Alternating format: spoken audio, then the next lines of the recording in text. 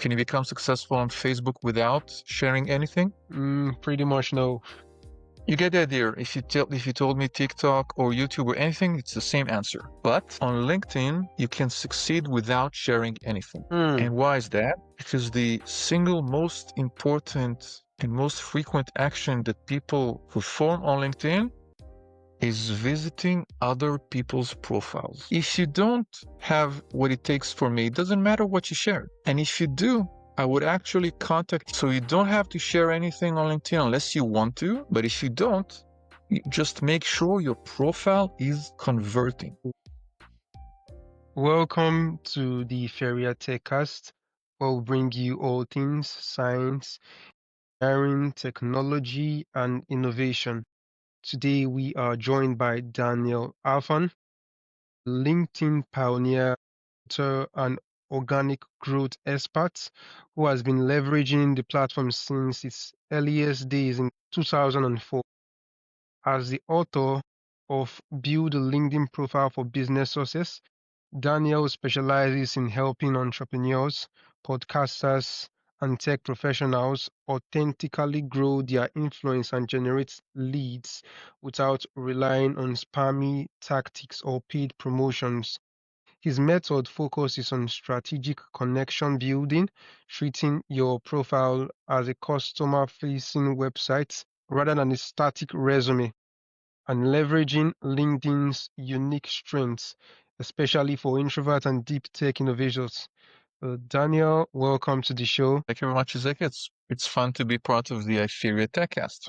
Okay, I'm excited to have you. So let's start at the beginning.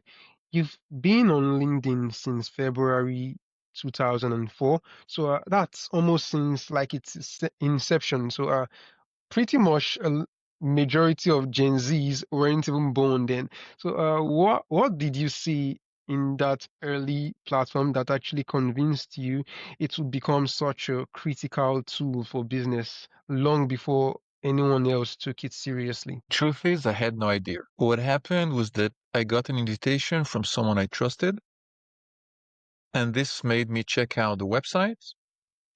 And even if you're a slow learner, in 20 plus years, you learn a couple of things. So that's the truth. If he hadn't sent me the invitation, I probably would have played with LinkedIn, forget about it, and return to LinkedIn every couple of years. That's what many engineers do. That's what many people do. But I was lucky enough to dive into it early enough and see the power when you see what's under the hood. It's a very interesting platform. Interesting. So you have a very powerful statement. Treat your LinkedIn profile as a website, not a CV. So for our audience of engineers and tech founders who are used to listing their skills, what does that shift in mindset actually look like in practice? Excellent. So let's imagine that you're a fresh graduate and you just studied computer science. If you have a strong GitHub profile, if you have contributed to the community, then what you could do is feature your GitHub or any specific project in your profile. Make it visual. Make people see the GitHub logo. Or if you have a video from your studies, from your project, say you have a video of 2 or 3 tiny cars racing and you developed something there, so show the video itself. If you're a founder of a startup, you have a landing page, you have something, show that to the world instead of asking people to go and Google you. So identify the strongest link you have and incorporate them into your LinkedIn profile. Wow, that's pretty much straightforward. So, a huge part of our audience are introverted developers or researchers and deep tech folks who hate traditional spamming networking. Why do you say LinkedIn is actually a perfect platform for introverts? Let's discuss 2 or 3 other social media platform. Ezekiel, please share with me 2 or 3 social media channels we all know of. Give me the names. Okay, Instagram. Excellent. One sec. Can you become successful on Instagram without sharing? Nah, of course not. You have to be a creator and share what you do. Let's move to the second channel. Which other did you think of? Facebook. Can you become successful on Facebook without sharing anything? Pretty much no. You get the idea. If you told me TikTok or YouTube or anything, it's the same answer. But on LinkedIn, you can succeed without sharing anything. Hmm. And why is that? Because the single most important and most frequent action that people perform on LinkedIn is visiting other people's profiles. So if I'm looking for a junior developer, or if I'm looking for a startup founder, I would be interested in checking you out and asking myself a very simple question. Are you the answer to what I'm looking for? If you don't have what it takes for me, it doesn't matter what you shared. And if you do, I would actually contact you and say, hi, I'm looking for a mechanical engineer. I see that you graduated. Is this something that could be interesting for you? So you don't have to share anything on LinkedIn unless you want to. And if 10% of people are happy sharing stuff, by all means, continue to do it. But if you don't, you just make sure your profile is converting. Wow. How come I never actually thought about it this way? This is such an eye opener. I have to confess. So let's get a bit tactical. Everyone wants to know what are the one or two most common costly mistakes you see podcasters and tech professionals making on LinkedIn that instantly kills their credibility or reach. So let me give a quick answer about podcasters, and I'll think about podcasts hosts for a second. What many of them do is say, hi, check out episode 25 where I interview this person. Okay, so I interviewed Dr. Zafra Lerman, or I interviewed Michael Buckby. This is my podcast, but this is seen from the podcaster's point of view. Instead of saying, here's episode 25, or here's episode 5, or here's episode 33, when you listen to the episode, try to find a nugget that's interesting, question you ask that you would be interested in learning the answer to. And then, when you write, how does AI change search? I asked Michael Buckby this question, and he mentioned A, B, and C. To hear the rest of the answer, here's the link. So you basically have a trailer. It's a true trailer because it must be a question you did ask your guest. And you also provide a part of the answer. But it's not interesting for the readers to know if it's episode 22 or episode 500. It doesn't matter. What we come for is the content. So find the nugget, seed it, and then you mention at the end the full answer, and that's available on your podcast. But you can change it if you listen to the episode. I'm sure you'll find at least one nugget for every interesting guest you had. Just change your perspective, and instead of saying episode 50, episode 70, episode 17, find an interesting question and don't provide the whole answer in your LinkedIn post. Provide, have a cliffhanger. And when he answered that, he also made me think about A, B, and C. Want to check what A, B, and C is? Go here. Wow, that's a really amazing tip you gave there. So talking about podcasters again, how do you think podcast hosts should promote their podcast to have a broader reach? Do they do it on their professional LinkedIn profile? Let's say I'm a podcaster and also a mechanical engineer, and I have details about my mechanical engineering career on my main LinkedIn profile. So if I want to promote something else like a podcast, do I do it on my main LinkedIn profile? Do I create a separate LinkedIn page for what I want to promote? Say, for example, in this case, a podcast. I think the easiest answer for most people would be to stick with their individual profile. Because what would happen if you try to create a second entity is that you would start from scratch. Right now, you have thousands of followers. If you create a second entity, Ezekiel, you will start with 0.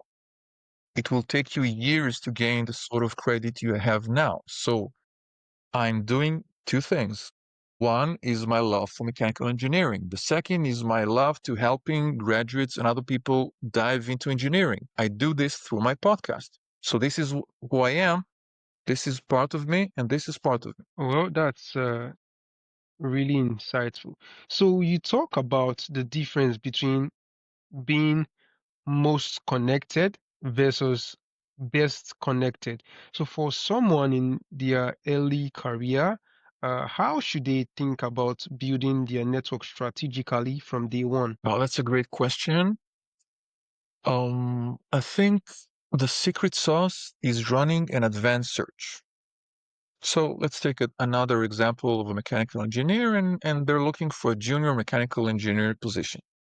So the ideal reader is someone looking for a junior mechanical engineer, namely your future manager. Imagine you run a search for your metro area. It could be Nigeria, it could be in Paris, it could be in Boise, Idaho, and you identify 2 or 3 people.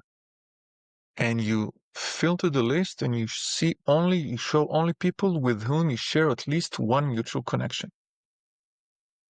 If you know your mutual connections, then this is the time to leave the LinkedIn platform and to communicate with them and say, Nathaniel, I interviewed you 2 weeks ago and I see that you're connected with John Doe and he's the mechanical engineering manager in this company in Tesla I'm interested in. Do you know him well enough to make an introduction? Would you feel comfortable doing it? Imagine he says yes. You'll get to the beginning of the line. You will speak with the hiring manager.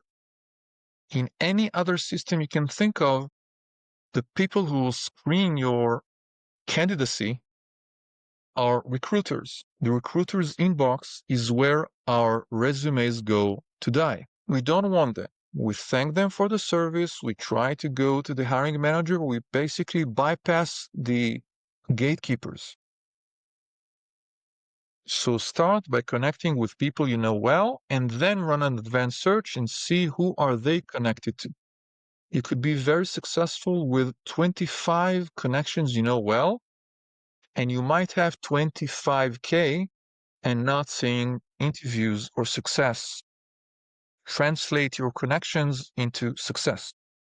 Wow, that's really insightful.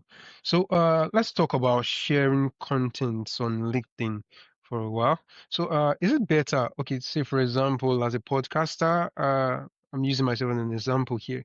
So is it better to share like every episode, or does that actually risk alienating your network? So what's a smarter content strategy for a podcaster or creator, or maybe a developer who normally shares his work on LinkedIn? So the question I would ask is, who's the ideal listener for this episode, or who's the ideal reader for this content? Let's take a recent episode you shared about AI search. You interviewed Michael Buckby. What I would do, instead of just sharing it to my feed, is identify 2 or 3 LinkedIn groups about search or about AI, and I would share my episode, the released episode. Once you drop it, you go to the group and you say, I had a chat with Michael. These are the questions we discussed. Have a look. And 90% of those people will not be part of your network.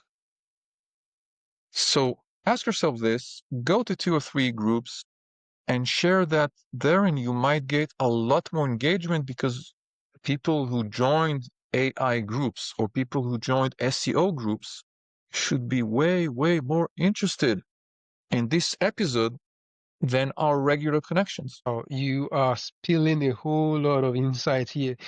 I'm really, really, really learning a lot, I have to confess. So, you've said that exposure is overrated on LinkedIn. So that's quite a controversial take. If exposure isn't the goal, then What should a technical professional or a founder be focusing on instead? Cool. So the question to ask is, do I prefer contract, a job, or a connection? Let me give you an example. Imagine that when you share something, Ezekiel, on LinkedIn, maybe 2% of your network will see it. So I'll give three simple scenarios. Scenario number one, you know all your network, you only have 300 connections. So 2% out of those 300 is basically 6 people, nothing to write home about. Second scenario, you have 30,000 connections. Those same 2% actually mean you have 600 views. But if you listen to people who told you grow your network, and you ended up growing your network from 300 tenfold to 3,000, and you go and say, wow, I'm popular, how many people will see that content? Very few, because you only added a marginal number. It would be a lot easier to send 50 messages than to increase your connections by 3,000. Exposure starts with 30 or 50 or 60,000 followers. And most of our listeners either will never get there, or it will take them a decade to go there, because LinkedIn now limits the number of invitations you can send each week. And naturally, we don't want to understand that quality and quantity are mutually exclusive. You have to pick one. You basically ask yourself, if I had to pick a choice in 3 years' time, would I rather be the most connected or the best connected? And most people start by being the best connected, in other words, knowing their network, keep hearing that they need to increase their network, and start becoming more connected without ever becoming most connected. So they stay in between, they have 2,000, 5,000, but they don't get a lot of exposure. That's the reason I said exposure is overrated. If you have 20, 50K, then you have exposure. If you don't, then the exposure you get is really minimal. It's not worth it. Amazing. So, for the innovators and builders in our audience, how can they use LinkedIn to validate a new idea or find their first beta users without spending $1 on ads? So is there any example you can think of, any startup founder, any idea that we could discuss without any confidential Okay. details? So we have an example.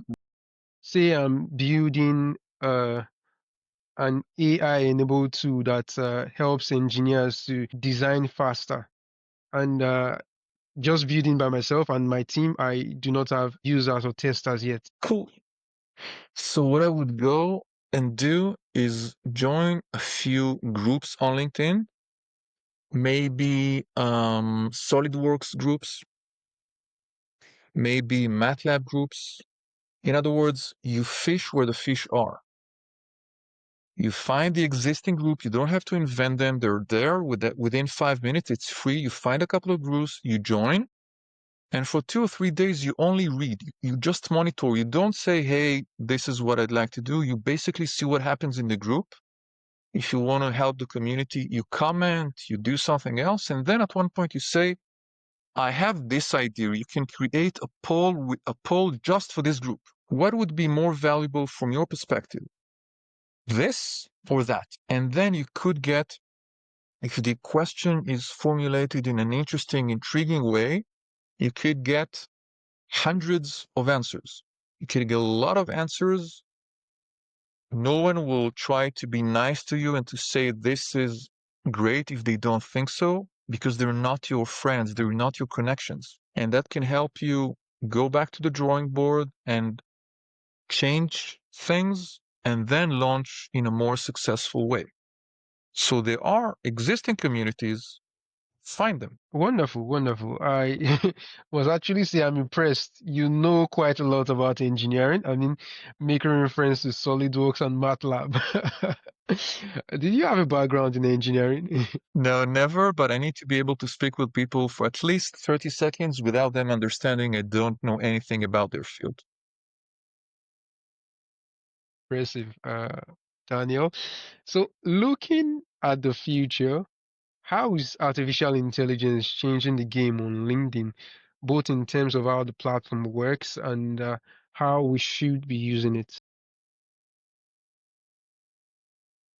I think we should use it in the same way we should use it in general. LinkedIn has not changed the way our minds are wired. So let's take an example.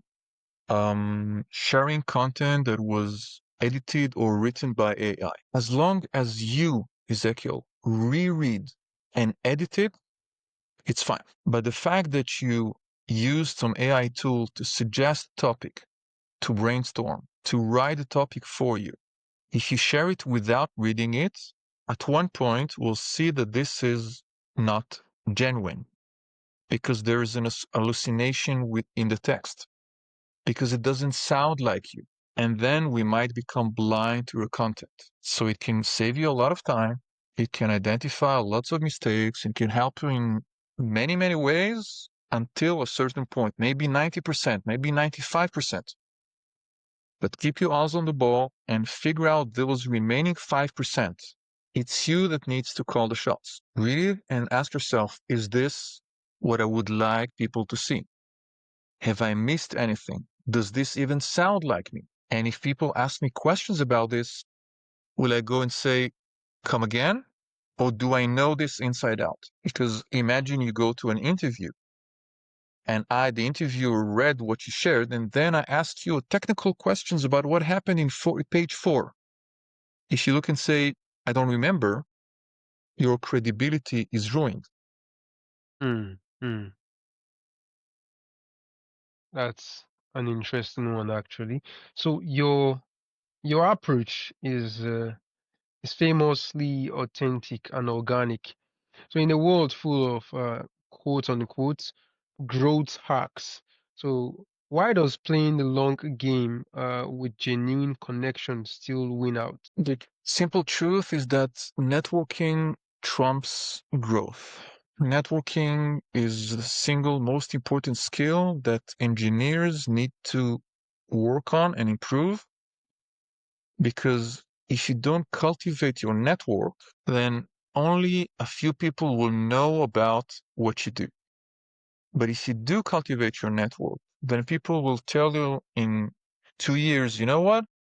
This company is now creating an engineering center here, and they're looking for a department manager for mechanical engineering. Would you be interested in it? And that will only come if people think about you.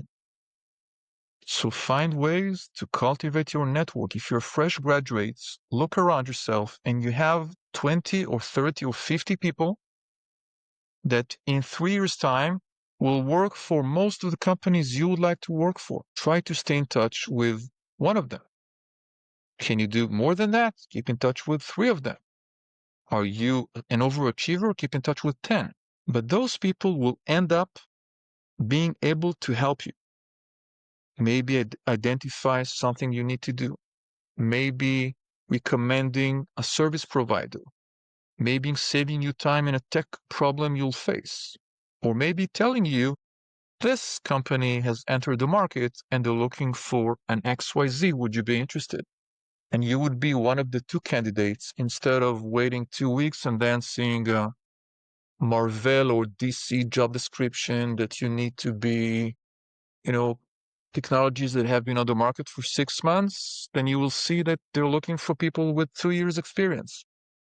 And then you have no chance of landing this position. Cultivate your network. It's not hard, but do it not when you need them. Because no one likes to see, oh, 3 years ago, we were in touch and I wanted to have coffee with you. And you told me, you know what, I'm busy with my project. Let me get back to you next month. And you never did. But now, Ezekiel, as soon as my company advertised they're looking for a manager, you're the 7th person who suddenly remembered me. And Daniel, how have you been at the time? Wow, I'm impressed. When can we have coffee? I'm awfully sorry. For the next 3 years, I can't find any time for you, but please keep in touch. I know I did it in a brutal way, but don't be that person. That's a really great piece of advice. So, yeah, you've spilled a lot of advice, a lot of tips on this you know few minutes. So, I'd like to ask if you could only give one piece of advice to uh a student or recent grad in STEM who's just creating their LinkedIn profile today, what would it be, Daniel? I would advise them, Ezekiel, to determine the minimal amount of time they can dedicate to LinkedIn every week. In other words, not when they're looking for work, every week. You could say, I only have 10 minutes. You know what? You could say, I only have 2 minutes.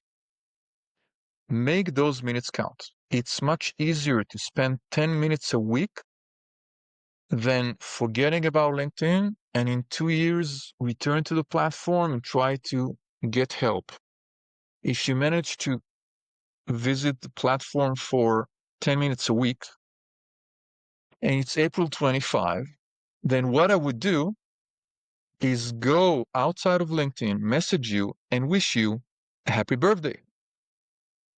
Why can I do this on April 25? Because I visit the platform or LinkedIn every day or every week. If I visit it once a month, or if I visit it once a quarter, it doesn't make sense to call you in January. It doesn't make sense to say in July, happy birthday. Your birthday was on April 25. So you don't have to spend a lot of time. Just try to be consistent. You need to research. You need to research. If you have an interview, research the hiring manager, Google them, check their LinkedIn, read what they've done, and you'll find some affinity or something you can mention. Maybe it's sports, maybe it's the place they live in, maybe it's the university they attended. So if they attended the same university you attended, maybe you have something to talk about.